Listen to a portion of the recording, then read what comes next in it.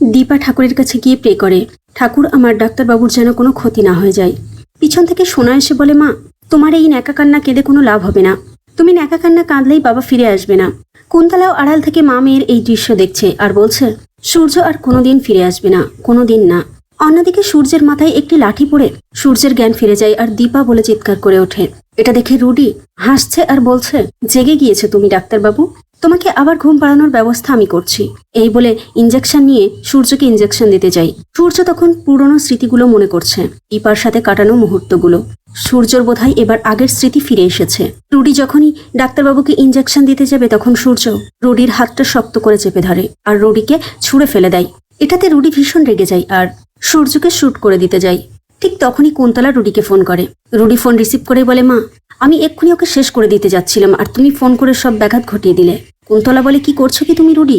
তুমি ভেবো না সূর্যকে কিছু করা যাবে না, সূর্যকে এখন মারা যাবে না, সূর্যকে মারলে আমাদের সব প্ল্যান ভেস্তে যাবে। রুডি ফোন রেখে দিয়ে সূর্যকে বলে, তোর মরা ক্যান্সেল হয়ে গেছে।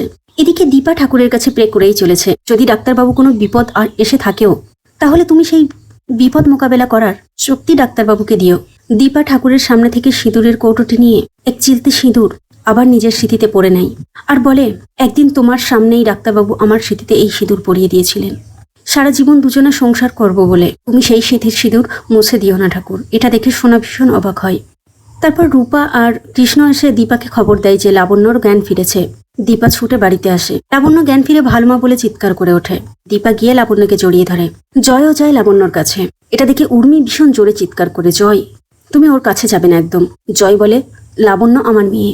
লাবণ্য দীপাকে সমস্ত ঘটনা খুলে বলে যে আমি ভালো ছেলেকে নিয়ে হুইল চেয়ারে করে বাইরে চলে এসেছিলাম, কিন্তু আমি তো ছোট, বেশি দূর যেতে পারিনি, তাই ওরা আবার আমাকে তুলে নিয়ে গেছিল। লাবণ্যর মুখে সমস্ত কথা শুনে দীপা বলে, আর যে যাই বলুক তুই এই সেনগুপ্ত পরিবারের যোগ্য উত্তরসূরি, তা না হলে এমন পরিস্থিতিতে নিজে না পালিয়ে গিয়ে কেউ বাবার কথা চিন্তা করে। এটা শুনে উর্মি আর এক মুহূর্ত ওখানে দাঁড়ায় না, হনহন করে নিজের ঘরে চলে যায়। জয়ও চলে যায় উর্মির পিছনে। লাবণ্যর মুখ থেকে সবটা শুনে দীপা বলে, আমাকে যেতেই হবে, কিন্তু আমি একা যাব, কাউকে জানানো যাবে না। এই বলে রূপাকে সমস্ত দায়িত্ব দিয়ে লাবণ্যকে দেখে রাখার কথা বলে দীপা বেরিয়ে পড়ে। আর সেই যেখানে লাবণ্যর গলা শুনতে পেয়েছিল সেখানে পৌঁছে যায়। দীপা বাড়ি থেকে বেরোনোর সময় সোনা দীপাকে বলেছিল, মা তুমি বাবাকে ফিরিয়ে নিয়ে এসো। দীপা কান্না করছে আর বলছে, ঠাকুর আমার ছেলে মেয়েদেরকে তুমি ভালো রেখো, ওদের বাবাকে তুমি ফিরিয়ে দাও।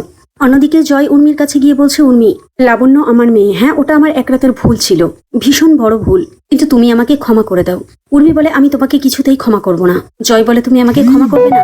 জয় বলে, তুমি আমাকে ক্ষমা করবে না? আমি দিনের পর দিন তোমাকে ক্ষমা করে এসেছি, তুমি দিনের পর দিন ভুল করে গিয়েছো, আমাদের একটার পর একটা ব্যবসা তুমি লাটে তুলেছো, দাদাইকে ভুল ওষুধ খাইয়েছো, কিন্তু এখন আমি আর কিছু মেনে নেব না। আমি লাবণ্যর কাকা হয়ে থাকতে পারবো না উর্মি, আমি ওর বাবা হয়েই থাকবো আমি। উর্মি বলে, আমার এই কষ্টটা কেউ বুঝবে না, আমার যদি একটা মেয়ে থাকতো তাহলে সে বুঝতো।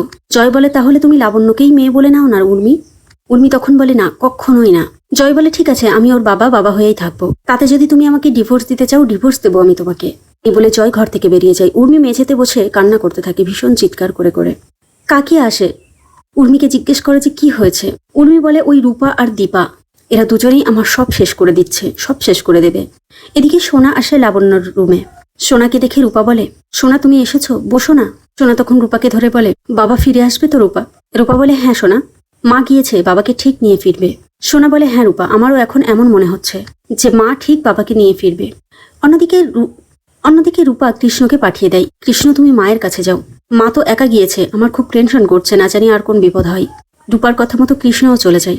দীপা ঠিক জায়গায় গিয়ে দেখে একজন বুড়ি রাস্তা ঝাড়ু দিচ্ছে। দীপা মনে মনে বলে, এই সময় কারোর বাড়ি গিয়ে জিজ্ঞাসাবাদও করা যাবে না, তাই একটা আইডিয়া বার করে সেই বুড়িমার সঙ্গে কথা বলে সেই বুড়িমার সাজ নেয় আর রাস্তা ঝাড়ু দিতে থাকে।